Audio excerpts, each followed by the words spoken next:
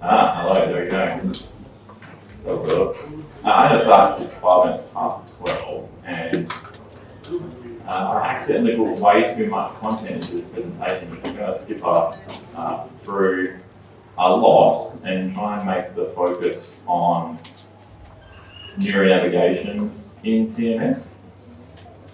With a bit of a practical demonstration, if we can get it working. It was working beautifully downstairs. It hasn't liked the elevator ride upstairs, so you may have to come see us afterwards so I can show it to you working live. So before we get started, my name's Kyle. This is my first time in Vietnam. I arrived last night at midnight in Ho Chi Minh and then got a 5 a.m. flight here this morning. So I haven't had a chance to see any of your beautiful country yet, but that's the plan for this afternoon and tomorrow.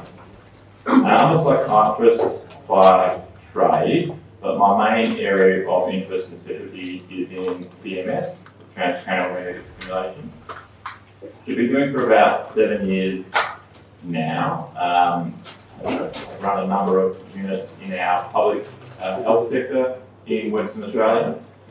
And in the last 5 years have been running a private TMS company that has, we have 10 locations, 12 different TMS machines. So a couple of sites have more than one TMS machine. We work with pain physicians, neurologists, neurosurgeons, and psychiatrists to treat patients with TMS. In amongst that kind of giant number of patients, I've now kind of sort of just crossed the 500 mark for patients treated using neuronavigation, so using MRI-guided TMS, which is what we'll talk about mostly today. So I know there was a bit of a talk on TMS earlier in the week, and I think most people are actually neurologists in the room, but who hasn't heard about TMS? Who knows nothing about TMS? Okay, that's good, because we can skip over a lot of the basic stuff. There are kangaroos in Australia. There's actually heaps of kangaroos in the suburb I'm in Perth. But no, we don't ride kangaroos to Perth. I'm going to skip over a lot of this because I think I'll go briefly to some of the stuff in psychiatry because that might be interesting to you as neurologists, but then I'll try and focus more on the neuronavigation towards the end. So we will skip through the history because I'm sure you have covered that when you did TMS earlier. One of the things that I find patients often struggle with when they think about TMS is the fact that it is neurostimulation, and so it has its origin in other forms of neurostimulation. But the thing we like about TMS is its safety in terms of not really having much in the way of side effects at all. So it was a bunch of neurologists and psychiatrists together that first used TMS to treat depression in the late 80s. She didn't take very long for them to publish in the Lancet around treatment for depression.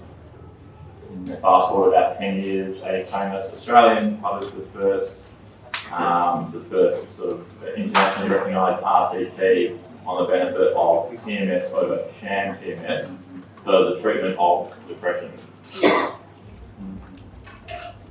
This was looking just at TMS and depression in terms of, we're seeing this sort of rapid acceleration of the research into TMS. And if I could substitute this wording with stroke, or with tinnitus, or with any other neurological condition, we'll see an equally kind of large uptick in the last couple of years. I think most interestingly at the moment we're seeing TMS research a lot in the field of dementia, so Alzheimer's. So there's a couple of research projects in Australia, one that I'm loosely involved in around using TMS in Alzheimer's, Parkinson's, and autism spectrum disorder as well.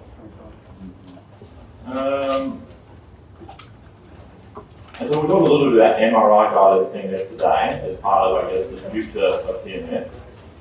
The way we deliver TMS in terms of not using a single pulse, single cone coil, or a double cone coil, or we have a blade double cone coil, or we have a deep TMS coil, and we have 1 Hz, 10 Hz, 20 Hz, theta burst.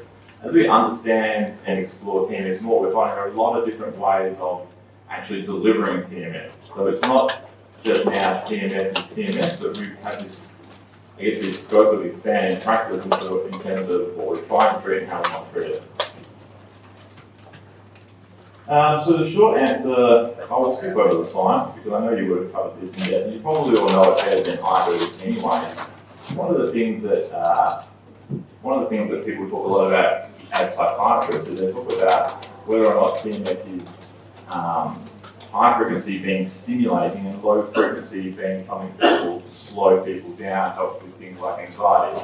But we don't like that way of thinking about it because it doesn't work with the biological science. So we actually look at cells when we're treating with any form of TMS, we're causing long-term potentiation, particularly with the high frequency ones. We're enabling cells, in fact with all Hertz TMS, we're enabling cells to get better at talking to each other, and the more we do TMS, the better that sticks. So we're creating an environment in which the cells are more able to communicate with each other.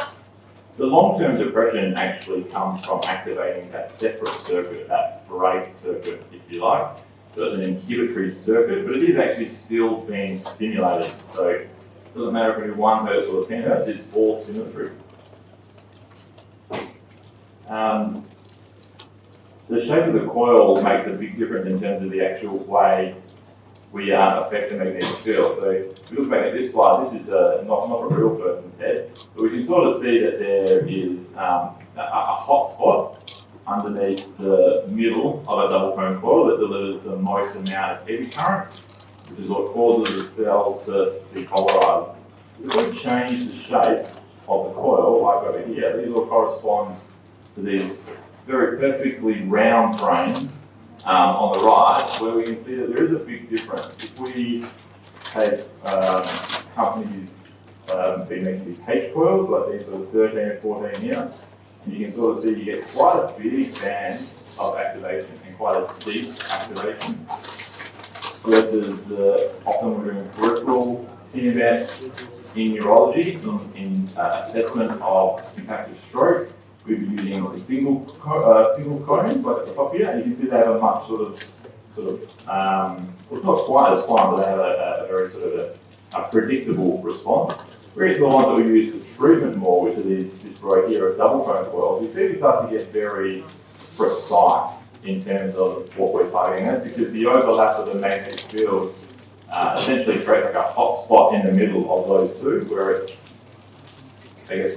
creating the most current, the most eddy current, and therefore if the overall field can be lower, the surrounding tissue is inactivated only in the hot spot. So we don't use all of these in practice at all, actually, not very many of them, but it does start to give us that idea of what we could do with TMS. So it starts to raise that question of, if we knew there was something we wanted to treat in some particular way, we could adapt the technology, we could adapt the coil to that. The big issue we have in psychiatry and to the same extent in neurology is that there's a limitation to our understanding of just how every cell interacts with every cell in an individual. So some of this is big science. It's still quite a decade or so away, I think, before we are able to have a sort of true precision TMS.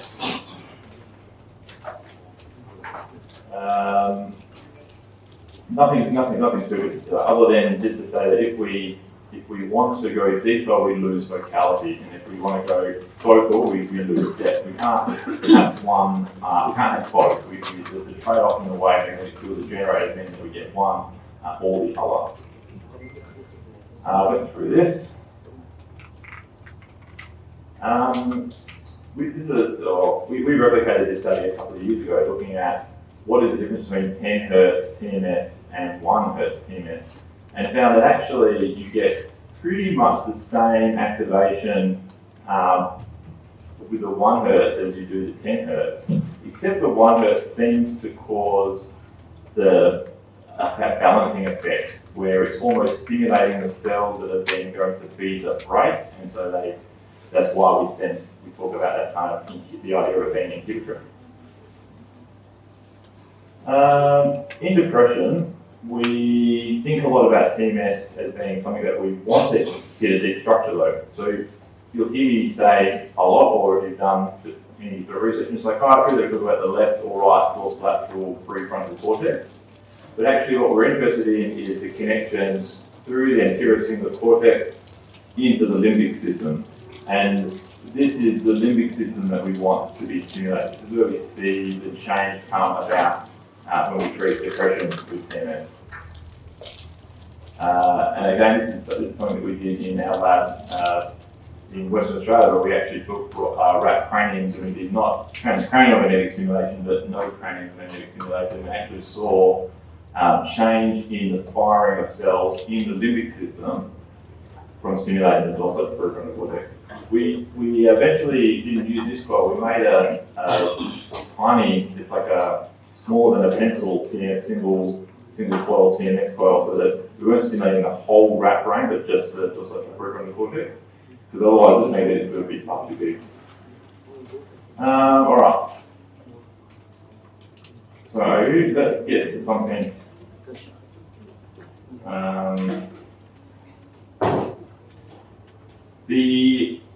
And again, when we sort of think about depression, we've got these sort of functional MRI studies that show that we do take somebody who has depression versus a functional MRI without, that we actually see these changes in the, this is the SGC, but you actually see the changes in the subgenual cingulate hyperactivity after a course of TMS starting to more mimic what we found in normal, healthy individuals.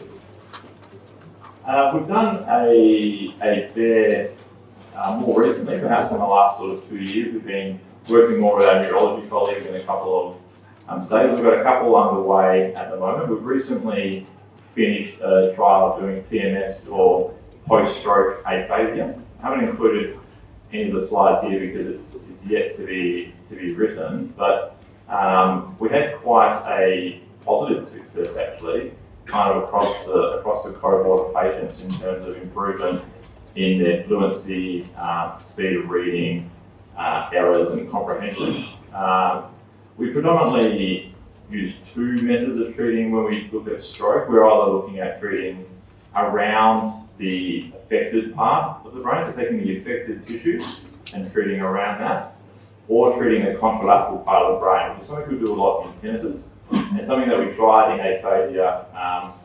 Doesn't work for lower limb strokes as much, but there has been some evidence that you can bring the other hemisphere of the brain almost sort of take over for what the damaged side was doing.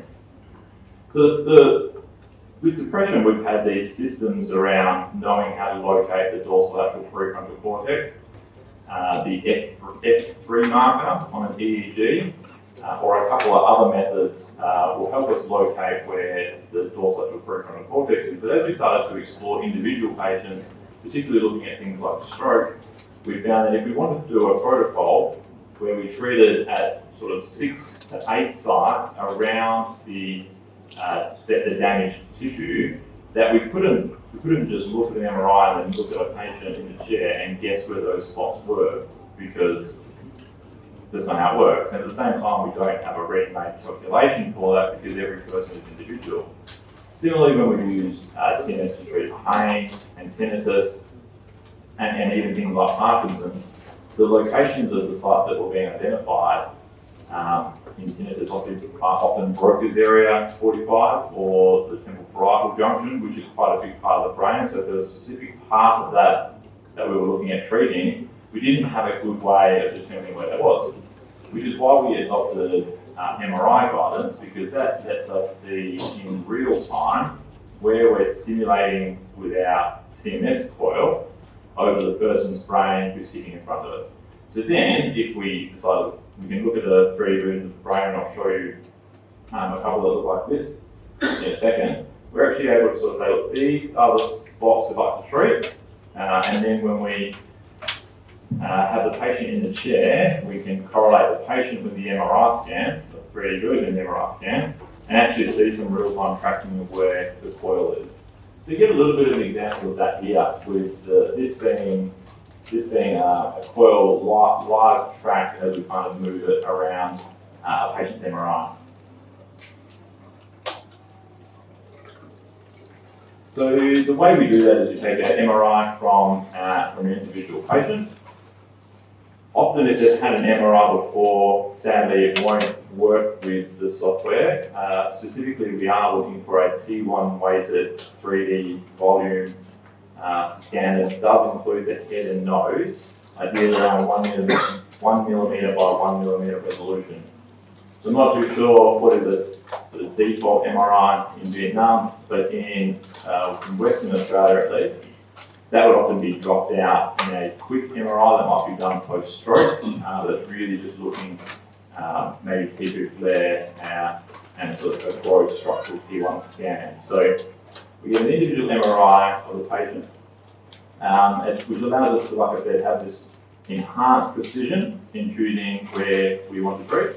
And in real-time tracking, it even helps if we find the patient to move or nod off or fall asleep, which does happen a lot with some of our protocols that a TMS session might go for 20 minutes.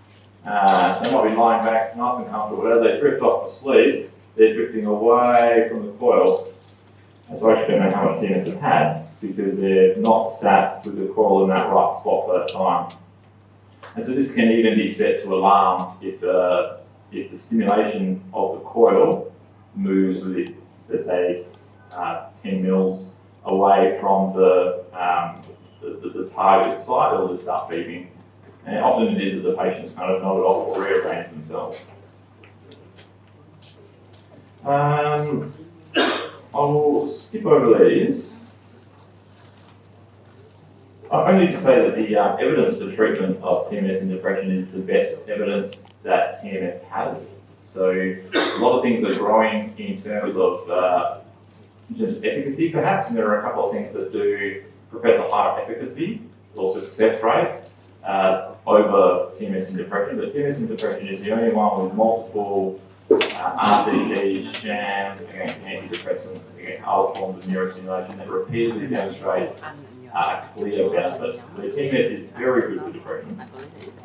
I was talking to a neurosurgical colleague of yours earlier who may or may not be here about pain as well. And one of the things that we found very interesting in a lot of our pain patients is, although typically treatment of pain with TMS starts with treating at the corresponding motor cortex, so they can treat at the right hand knob, right hand one.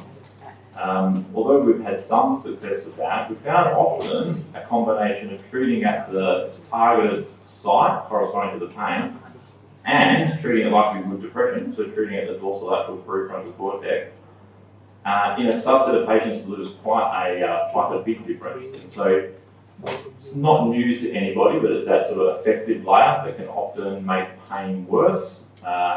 Some pain conditions are heavily overlapped with psychiatric conditions, and so although patients might not say they have any depression, but they might have chronic pain, sometimes treating at both a site intended for depression and a site intended for pain yields even better results.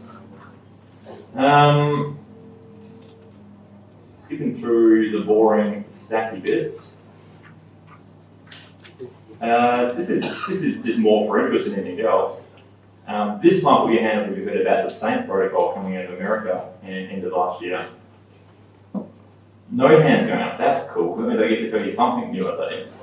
The same protocol is a protocol designed for the treatment of depression using an incredibly accelerated theta burst protocol. So instead of just doing theta burst once a day, and theta burst is a 20-minute treatment sort of condensed into 3, what they've done is they've decided to do 2 lots of that back to back, 10 times a day for 5 days. And so effectively they're getting the equivalent of 100 regular treatments, where the normal course is around 30 to 35 over 7 weeks, they're getting 100 in 1 week.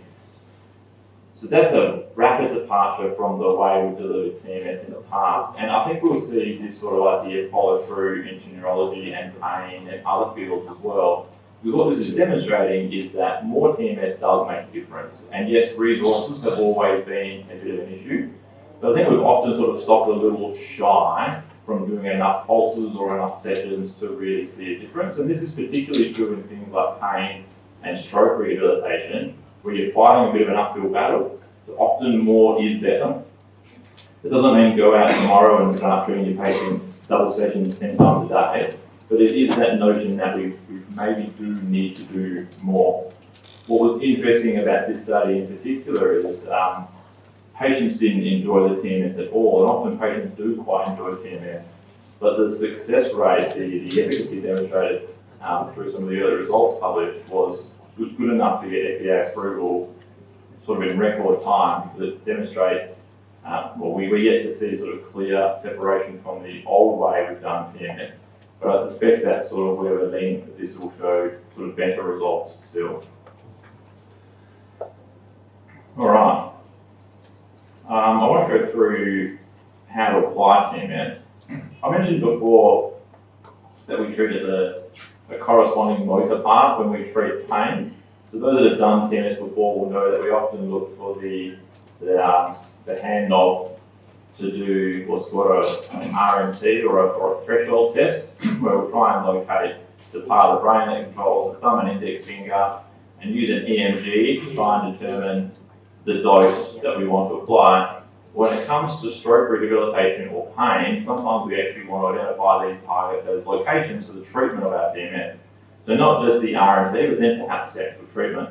So if somebody had pain in their left arm, I would treat at their right, I'm not sure if it's left and right, but I'd treat at their right hand knob as being the corresponding a motor region for that area of pain.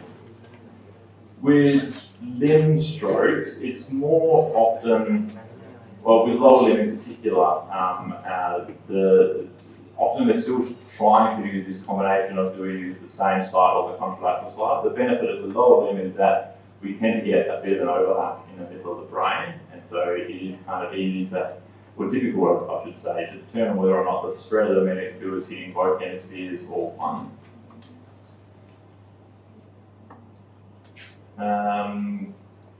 So again, and so we have we can locate the hand knob easy enough because we can do an RMT and we can measure the EMG on the thumb. And in the past, where we've done pain for legs or even stroke, we used to put EMGs on people's because calves, so that we knew that we were stimulating over that part of the brain. But what we can remove with neuronavigation is the need to have to do those sort of things, or to pick things where we can't necessarily put an EMG or reliably get a threshold test like the neck or lower back, which becomes much harder. Because then all of a sudden, I might have done my motor threshold, so I notice where the hand knob is, but if I want to treat sort of lower leg, I can move in along the motor cortex. And some people that might go slightly anterior, and some people just straight medial, and other people might go a little bit posterior. And that's the advantage of having the MRI to make sure that we are still treating over the motor cortex.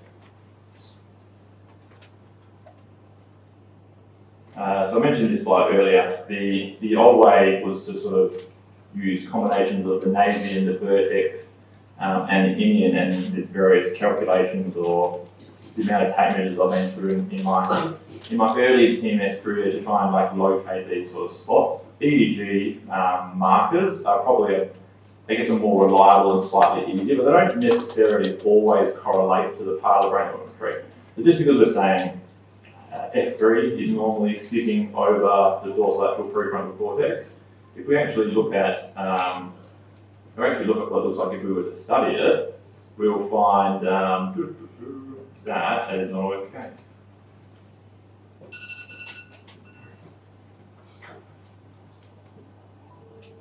Maybe I can have that slide like photos. But what we discovered when we looked at, and this was Prof. Fitzgerald, not myself, but when we actually looked at the F3, say F3 electrode placement for the dorsolateral prefrontal cortex, or a tape measure location for the dorsolateral prefrontal cortex, that there was huge variability in terms of actually being over the dorsolateral prefrontal cortex. And so often we might be saying this is the spot we want to treat, but we don't know if we're actually treating that spot. So how does the MRI tracking work? It doesn't need much. It needs a working MRI tracking and laptop, which, as you can see right in the corner at the moment, I promise we'll be working downstairs in a few minutes. And MRI. So MRI tends to be the part that historically has been a bit of a barrier. So people, particularly in Australia, MRIs can be quite expensive and there weren't as many MRI machines. But now that we're seeing that being less of an issue. We're seeing bigger, sort of shorter wait times and bigger uptake of people choosing to do MRI guided TMS because the MRI isn't as much of a hurdle. But that's all you really need. There's sort of two ways. The way that we use with the Neuronavigation system that I'm familiar with is around co-registration, which uses a generated magnetic field and a couple of sensors to determine relative in space where the person sitting in the chair would be. The other method that is popular is using infrared, and so that uses, instead of having sensors in a magnetic field, it uses infrared to determine, again, the same locations that we're picking out externally on a patient, just instead it will be using light. You can see an example of what this might look like in practice down here. The patient will have two sensors that will sit behind their ears. There will be a sensor, the big sensor in the back of the chair, and there's a sensor in the TMS coil. Now, if all those are sitting in front of the main magnetic field generator, we use our final and fourth sensor to tell the computer where the patient's nose is, identifying these points here, the nose tip and the native, and the same with the left and right here. And then it can do that co-registration in space, where it will be able to determine where, if that is where those bits are relative to the other sensors, and it knows where the other sensors are relative to those markers. And so all of a sudden, the sensor in the coil can now be seen moving in real time over the person's brain. So yeah, as I said, it does create a lot more accurate TMS, even with things like motor thresholds. So we've seen how motor threshold times reduce significantly because there's a lot less trial and error. We're often treating right on the motor cortex first time, and so doing that first RMT setup with TMS becomes much quicker. So in practice, we need, as I mentioned before, a T1 weighted 3D scan.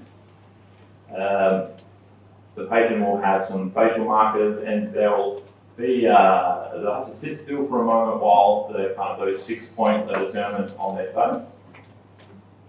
I generally do this in a different order, which is why I sort of bump the picture up on the right-hand side. But we can make these brains ahead of time rather than relying on the software to do it towards at the time of seeing a patient. So I generally, the night before or the week before, will sit down and double check all the brains for the next day and make sure that they have markers in the appropriate places, and any issues with rendering, some of which can occur, have been ironed out. And so then the software does its magic, and we'll be able to determine where these sites are and see them in real time. Yeah, so as long as it's a T1 weighted, sorry? 1.5 Tesla is fine. is fine. Yeah, 1.5 Tesla is fine. Yeah. See, as I mentioned, it's really just it's that ability to enhance the way we choose treatment sites better than this sort of older models. And I did have this slide in here. This is an older study. We sort of replicated this one as well. But you can see that the various ways, like this one here, this is the one from Fitzgerald. The blue dots are the way that the DLPSC was determined using various other methods, versus the red dot, which is the actual DLPSC. And so these ones here, the ones that are close, that's not so bad because we know the magnetic field will be big enough to still stimulate that site. If we look at these blue dots back here and these middle ones over here, we're effectively not treating the dorsolateral prefrontal cortex, even though we did everything right. That's not a user error, that's an error of an old way of determining a location, basically. This is what the software looks like, and even if we can't demonstrate it live, I will show you how it works in a second. It does have a couple of predetermined treatment sites, if you like, but it also allows for the manual input of MNI coordinates or click and drag. So for instance, when we did the aphasia study, the arm in which we were treating around the affected brain. we can't really demonstrate in a second. The way in which because we were determining these sites around an affected part of the brain, we couldn't use a predetermined site. We actually had to sit there and move the markers to the points we wanted to hit.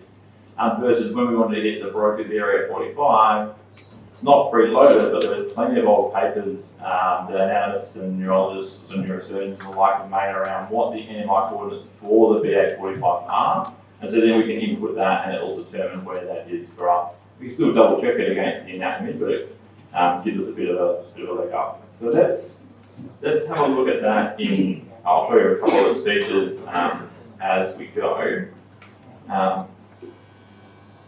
And happy to take any questions that people think of, and assuming it's all going well, happy to come up and have a bit of a play as well.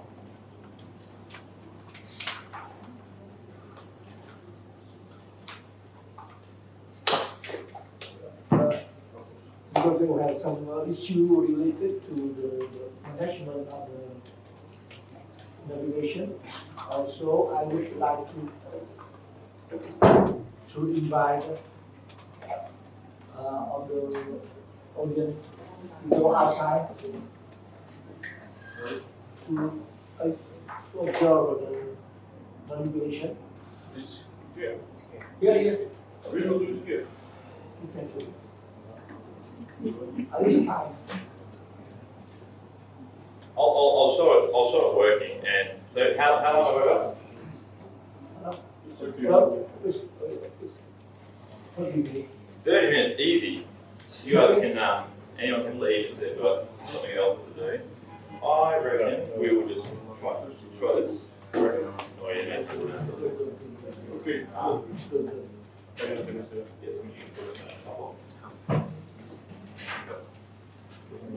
We'll see.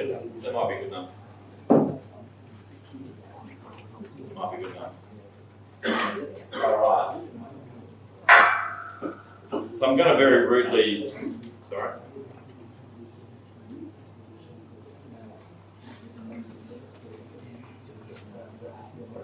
Yep. Yep. Yes, yeah. Yeah.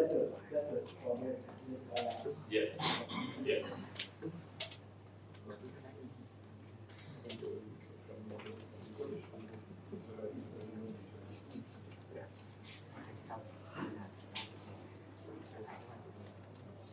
Yeah.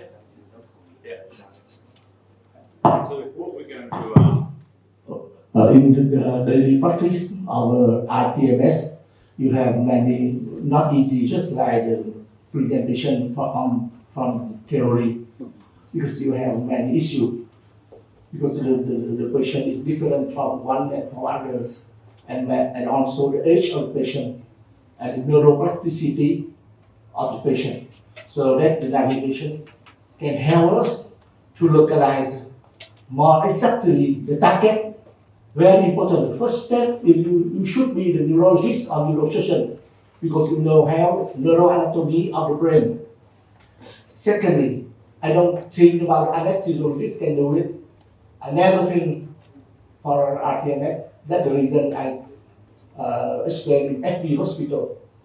Secondly, you should find exactly the target, so that the navigation can help you very good. Because I have experience from 10 years before, when I beginning to perform the DBS, in Ho Chi Minh City, deep brain stimulation. You know that the navigation system is very helpful for neurosurgeon to localize the subthalamus nucleus. And now if you don't have the navigation, it doesn't work as good as it can, but you cannot reach the satisfaction of the patient. Many research by the Faucher, the French author, and Jean-Paul Nuet, my friend, he's the guy to write the consensus of European Society of RTMS, my friend. He thought that if you don't have the navigation, you cannot reach this good outcome for neuropathic pain and also for depression. That's the reason we would like to invite Professor, I forget his name, to present the navigation. Anyway, the system, the navigation system from Russia is very, with the price, promising price. We can accept the price of Russia.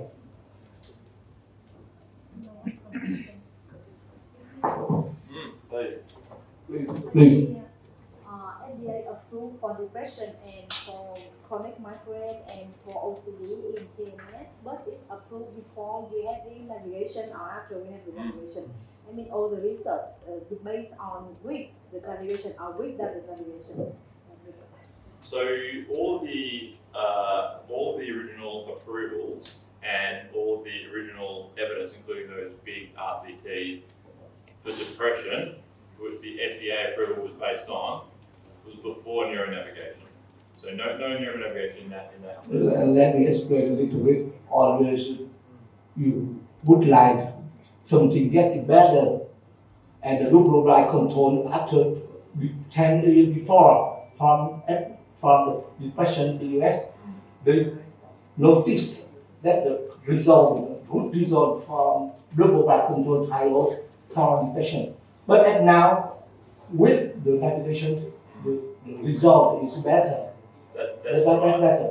And you have many statistical results favorable to the deep RPMS, more than 2 centimeters to the brain, and you have a good result. Regarding depression, yeah.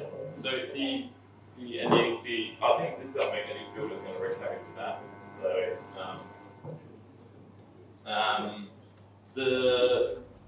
the other main, so apart from yes, it now means that we do more accurate TMS, which means that it will get better.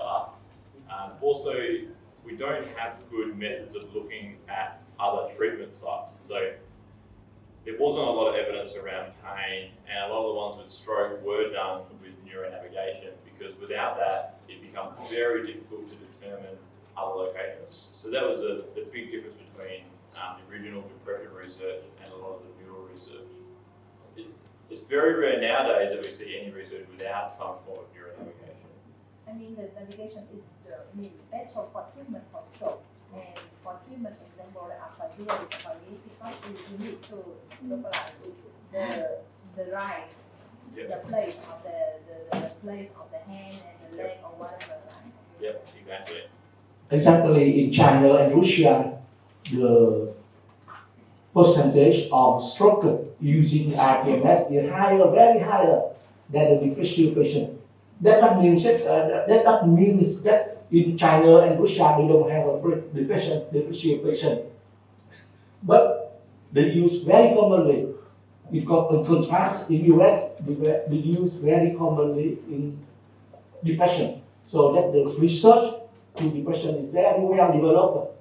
Anyway, I just recommend that for migraine, the level for RTMS in the treatment of chronic migraine is only level B level.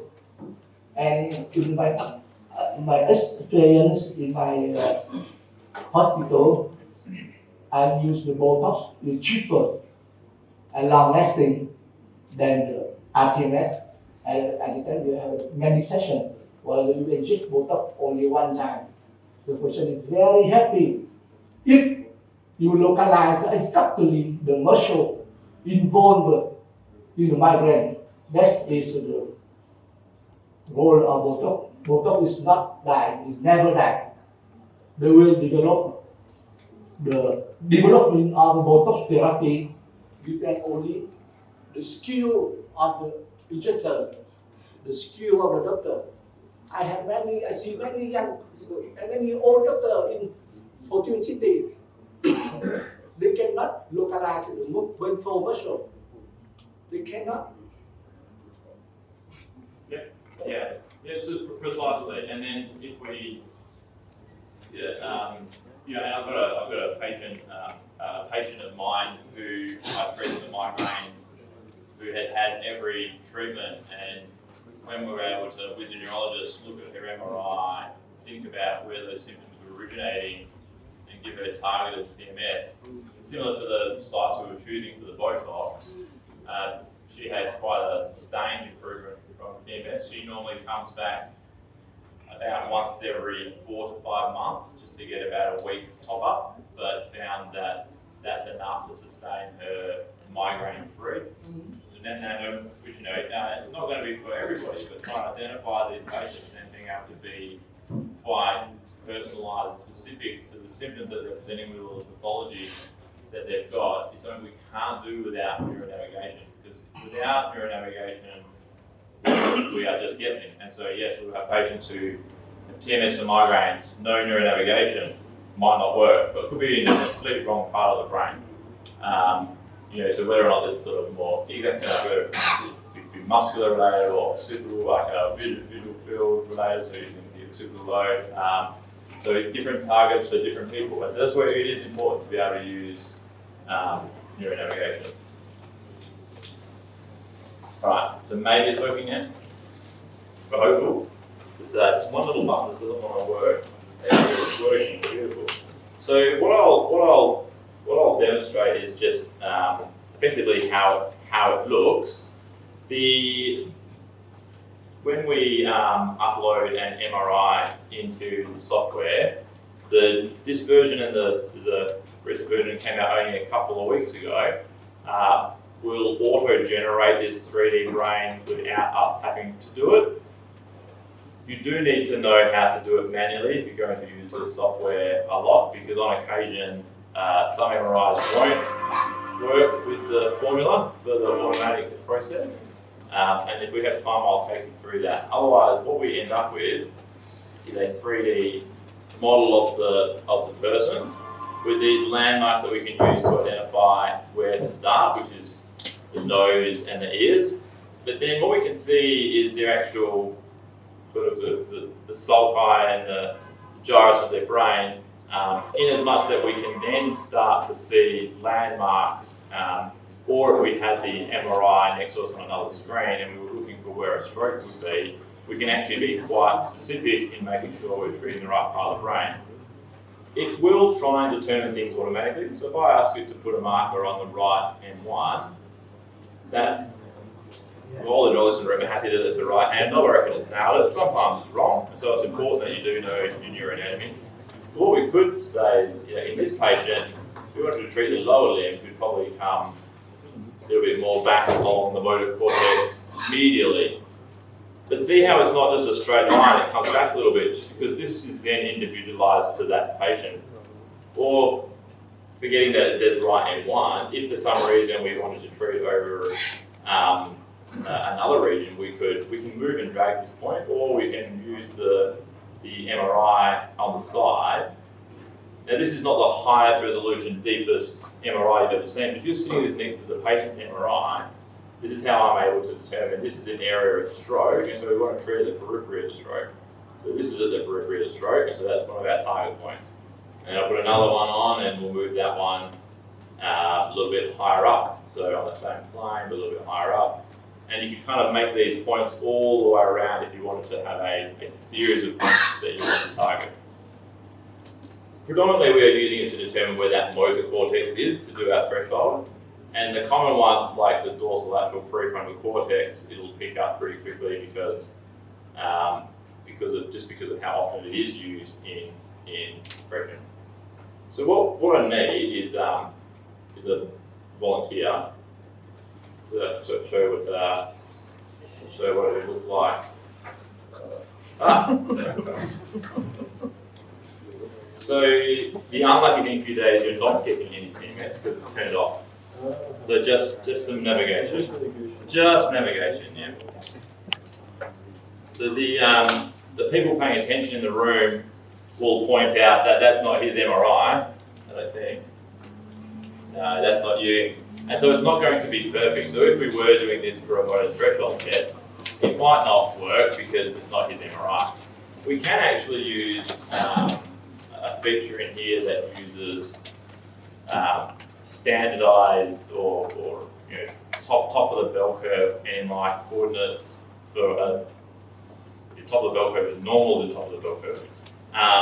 By showing where the ears and nose are, and it tries to guess what the brain would look like. So it's not going to be perfect because it's not an actual MRI, but it can help for consistency between treatments if the patient, for whatever reason, can't have an MRI. So I mentioned all those little scientific things before, but we've got a big magnetic field generator that we want sitting behind the patient. Now he's a bit tall and this table's a bit short, so if it doesn't work, yeah, that's better, thank you. We then have 4 sensors and they're all the same, which is important because we don't, it's how I guess effectively this works. This is generating a magnetic field forwards and it will determine where all these sensors are. So 2 are going to be static. So the 2 static ones I'm going to put sort of on his ears. This is not my, there's a couple of different ways of doing this. This is just the way it looks coolest. Beautiful. Yeah, very cool. So I just need them to be not moving. So any way I can get them not moving. There are a couple of different versions of this. I've got one that's like a plastic band and then the sensors go up that way and so they just sort of sit like a pair of glasses. I find that pretty handy because it's a lot easier to put on and off. During COVID I had to wash this too many times so I went to something plastic that I could wipe down. But the headbands work fine. So now that those 2 sensors are there, what I'm going to do is tell the computer where the nose and ears are. So somewhere here you might do my little pointed one, so it's like here. Yeah. So 2 sensors behind the ear and a surprise 3rd sensor hidden on here. Exact same sensor, nothing special to it, so it's the same sensor again. So it sort of initialize it on the computer and then it'll give you prompts down the bottom left where it'll say nose in, so we'll put this on the nose in and we'll click next. And it'll say nose tip, and left ear tragus, and ear extrude, and the same on the right.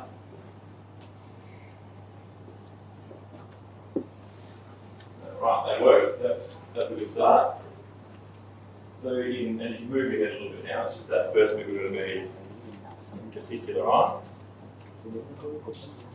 Now I just want to double check that this coil is the one called APEC 03, yeah? Yeah.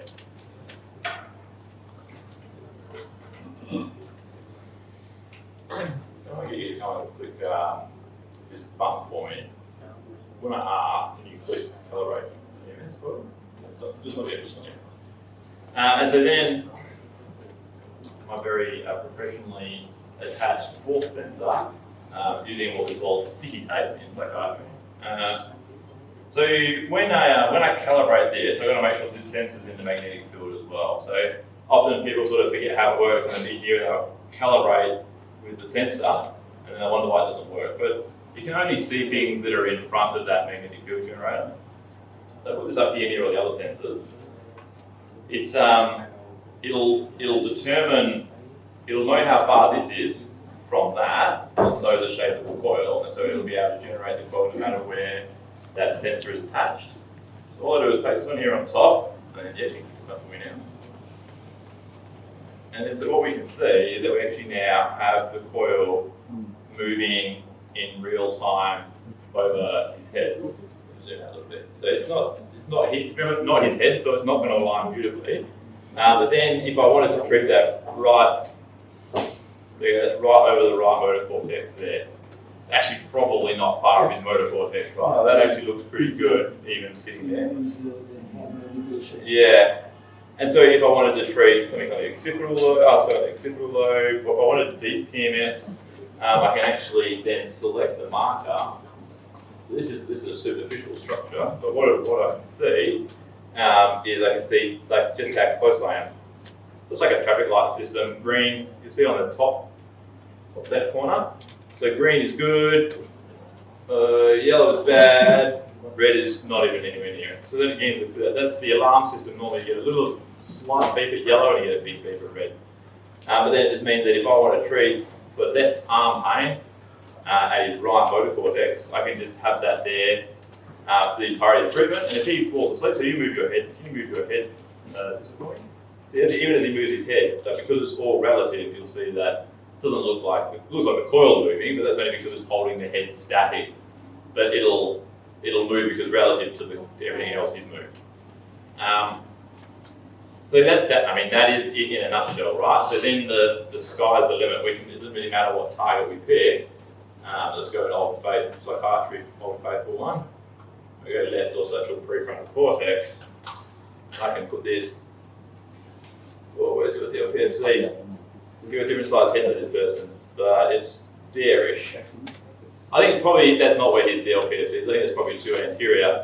But again, this is not his MRI. But you can see the benefit of being able to, in real time, make sure that we are treating a spot that we want to treat. Yeah, that's it in a nutshell. It's pretty good. It is pretty easy when it works. We have,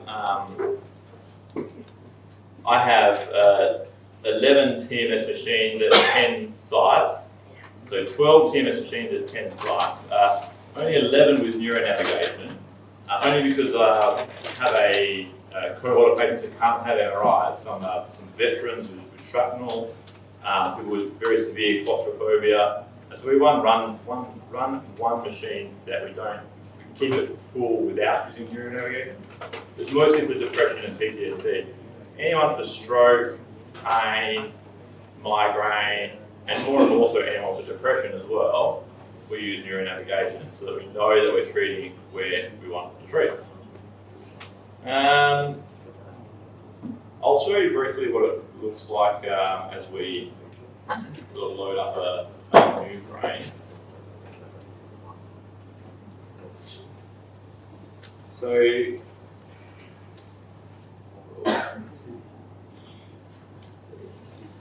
three.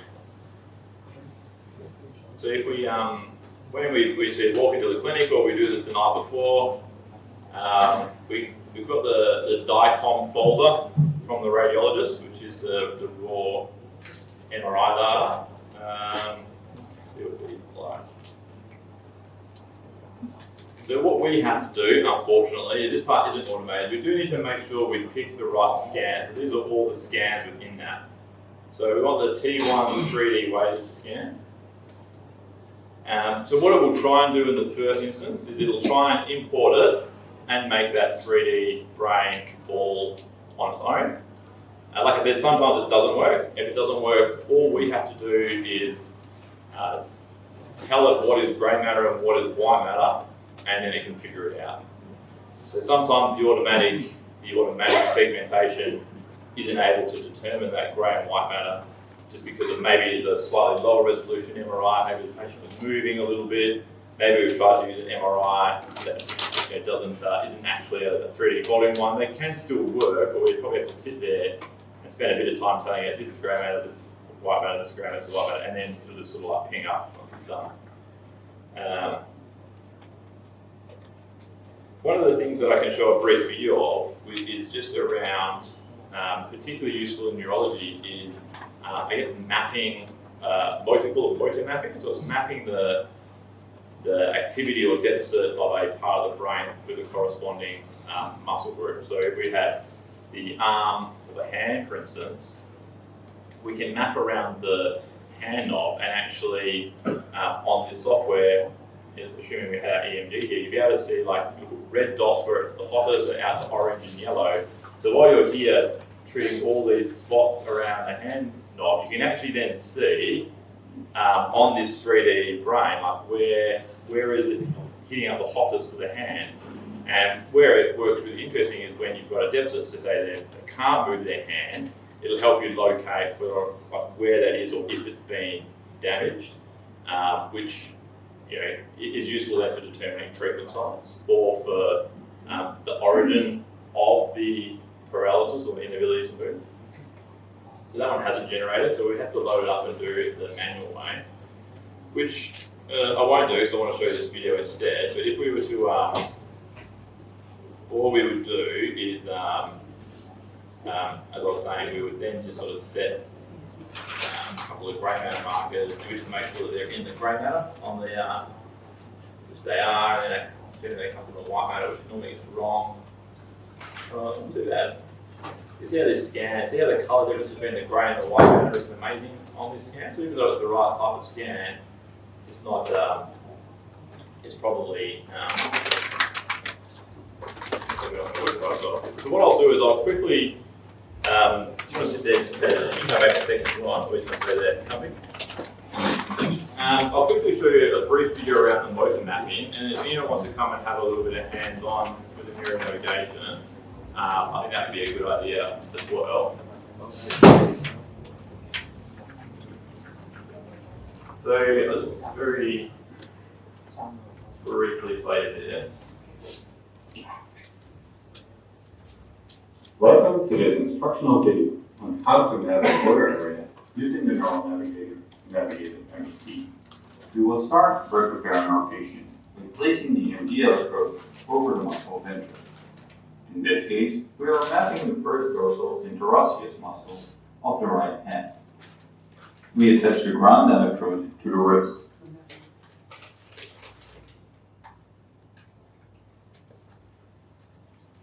Next, we place a recording electrode in black over the muscle belly and the reference electrode in red over the tendon.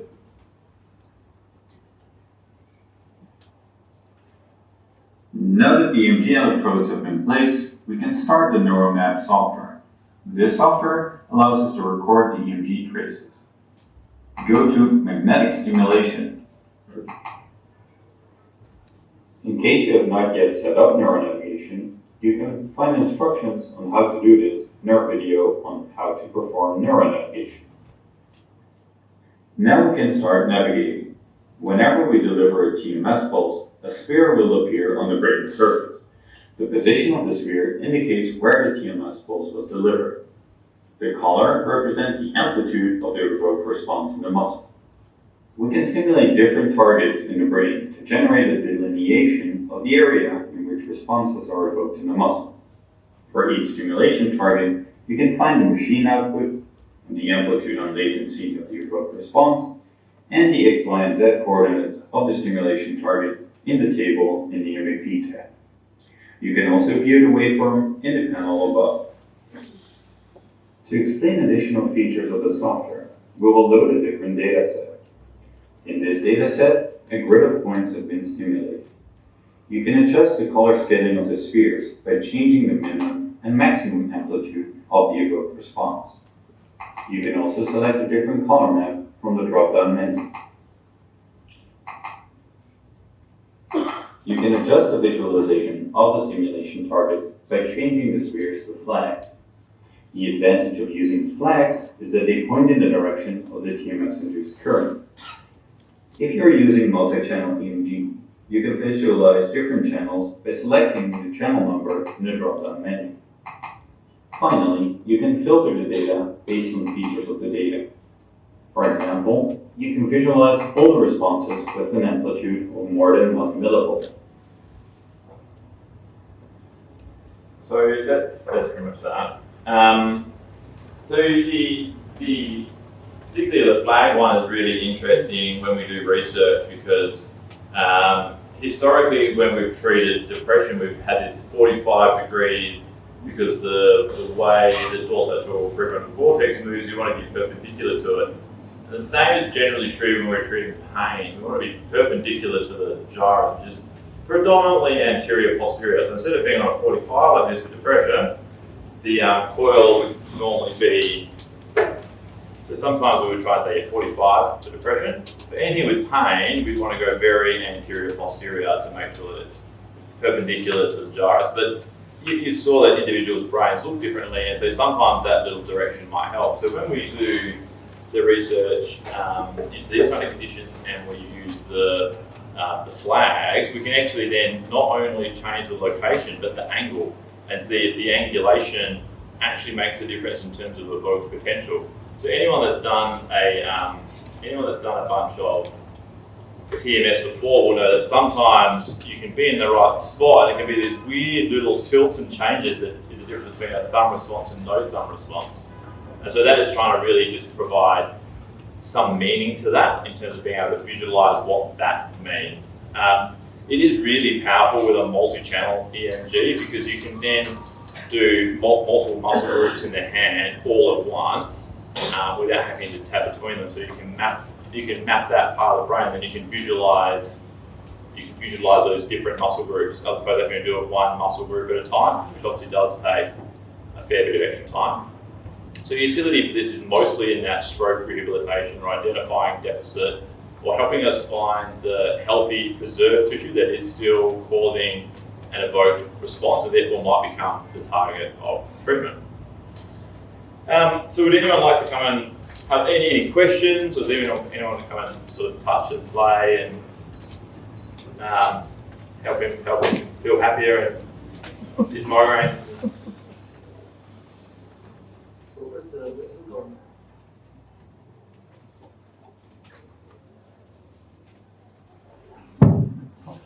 Any comments? The lady have any issue? And see the navigation, if they had the wrong example, if the machine doesn't work, so how we call the neurosoft to come to repair our So to bring my bag of goodies, can I have a cap? So I still use caps as a backup. So technology fails all the time, and as good as this is, it's not as good as the technology, the software that neurosurgeons get, because they're not allowed to be out by a couple of centimeters. We are allowed to be out by a couple of, well, let's go with half a centimeter. This lady, she's very intelligent regarding to Vietnamese business, and during the past 10, 15 years before, you have to borrow the navigation to perform a different stimulation. And she's very flexible, flex the trend of the younger doctor. If our patients are going to like a more remote site where I won't be able to get there and necessarily help them, I'll often put the cap on. So it's just a swimming cap. I'm not going to actually do it. It's a swimming cap that goes on. And then when I've determined the treatment site using neuronavigation, which I normally do up at my sort of our main clinic where most of our staff and machines are, what I can do is then I can just draw around it, and then they can take their cap with them to the clinic. And most of the time it's going to do Neuronav, but that's like a backup. So I've got people that are in the country that are 2 hours away from me, the Neuronav goes down, they can still have treatment today. The cap goes on, the coil goes on, away you go. Because I drew on the cap using the Neuronavigator, so the cap is right. We used to do the cap all the time as well. Exactly, the cap. If I'm doing it with the Neuronav in my office, the cap will then be right. So it's good backup. And if you, I have neuronavigation everywhere, but I could do it that I only have neuronavigation where I do the mapping and setup. But all my other machines almost don't need neuronav if I use the cap. But so there are ways. It generally isn't. I haven't had too much in the way of problems.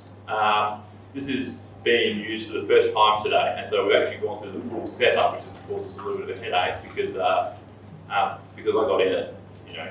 I left coaching at 5 o'clock this morning, so maybe we're a little rushed. But once it gets going, it tends to be okay. This particular piece of software, the team that services it are in the Netherlands, and I found them very good in terms of replying to messages from me, usually from about now onwards because they're asleep for the first half of our day. I'm on the same time zone as you. So that's saved me a few times in a bit of a pickle.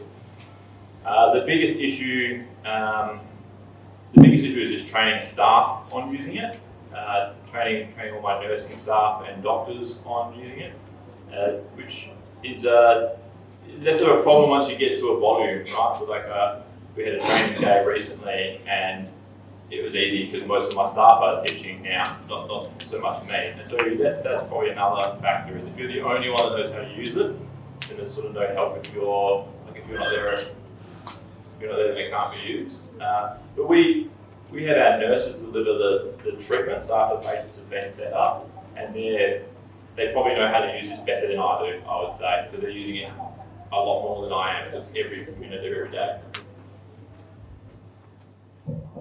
So thank you. for your presentation. Very interesting for our audience. And the last gift is the certificate of appreciation. For us, it's always that the gift, but nothing.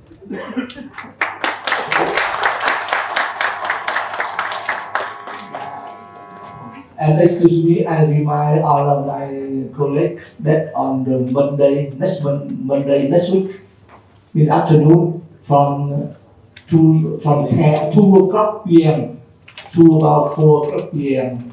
Monday next week, we will have a workshop of Professor Kyle in the medical center of Danang. And during this time, maybe I suggest he talk a little bit about the option for treatment of depression and anxiety. The option choose the optimal